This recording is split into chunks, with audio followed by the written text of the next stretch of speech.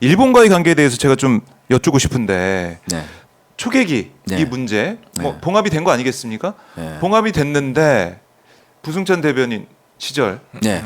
그때 그 시절이기 때문에 할 말이 많으실 것 같아요. 정확히는 제가 국방부 장관 정책보좌관 할 때 정책보좌관. 일어났던 일입니다. 초계기가 2018년 12월로 기억하는데요. 관계토대항함 구조 활동을 하는 거기에 이제 P3기가 접근 비행을 근접 비행을 실시하고 위협 비행을 실시하면서 이제 논란이 좀 됐었죠. 논란이 되고 그리고 우리가 이제 여기에 대응하고 그럼으로써 또 일본은 이제 화력 통제 레이더를 조사했다. 네. 사용했다. 화력 통제 레이더는 뭐 일반 국민들이 이해하기 쉽게 하면 사격하기 직전 이제 실탄이 날아가는 그 방향으로 이제 레이더를 조사해서 그 실탄이 레이더를 쫓아가는 개념이잖아요. 예. 그렇기 때문에 가장 마지막 단계에서 일어나는 일인데 우리는 화력 통제 레이더를 사용한 적이 없다. 이렇게 해서 서로 맞서고 그리고 이제 완전히 한일 관계가 파탄이 났었던 그런 사건입니다. 그 이후에 지속적으로 도발이 이루어졌었죠. 해상 초계기에 일본의 해상 초계기 이어도 그다음에 이제 울룡도 이 인근 해역에서 지속적으로 해서 4차례나 이후에 3차례나 일어났었고 네. 그래서 이제 우리가 이제 대응하고 우리 입장에서는 작전 절차를 만들어내고 아마 폐기가 됐을 거예요. 폐기한다고 이종섭 장관 때 그런 작전 수행 절차를 폐기한다고 했었는데 정말 무도한 이런 사건이었거든요. 일본의 그 무도한 사건. 그 다음에 이제 계속해서 이제 회의를 하다 보니까 우방국이잖아요. 그래서 회의를 하다 보니까 일본이 또 무리한 요구를 해요.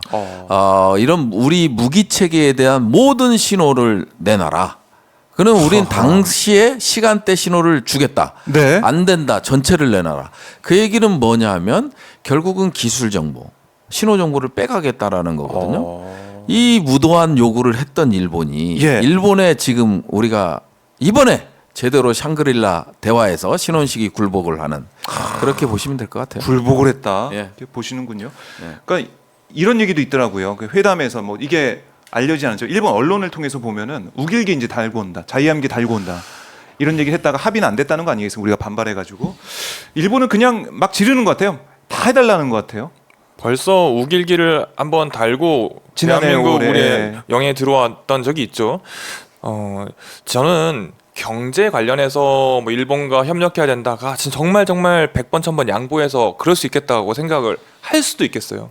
그런데 아까 우리 부승찬 의원님께 말씀하신 것처럼 특히 안보 관련돼서 부분은 우리가 100년도 되지 않은 근래에 근현대에 우리나라의 강토를 짓밟고 우리나라의 국민들을 유린했던 자들입니다. 그 군대에 대해서 그렇게 아무 명분도 없이 또는 우리가 이해되지 않는 명분으로 그들에게 많은 것을 내어주고 네. 우리의 모든 신호 체계를 다 알려줘야 된다. 어불성설입니다.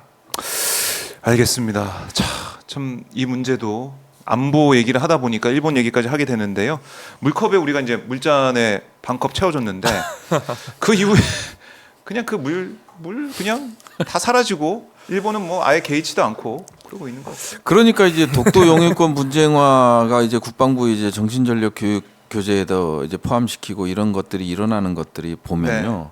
너무 일본에 대해서는 대수롭지 않게 생각해요. 저는 사실은 이번 그 정신전력 교육원에서 결국은 그 문구가 발견이 돼서 이제 전량 폐기되는 사건이 있었지만 그리고 나서 이제 국방부에서 이제 감사를 실시했잖아요. 그리고 꼬리 자르기를 했잖아요. 네. 이제 뭐 그냥 유관 폐허면 정도로 이제 끝이 났는데 그거는요. 제가 봤을 땐 국방부 장관이 탄핵 사유예요. 탄핵 사유감이고 이게 대한민국 영토란 말이에요. 근데 이제 신원식은 장관 하기 전에 워딩들을 보면 독도를 대한민국 영토로 생각하지 않는 인식이 있어요.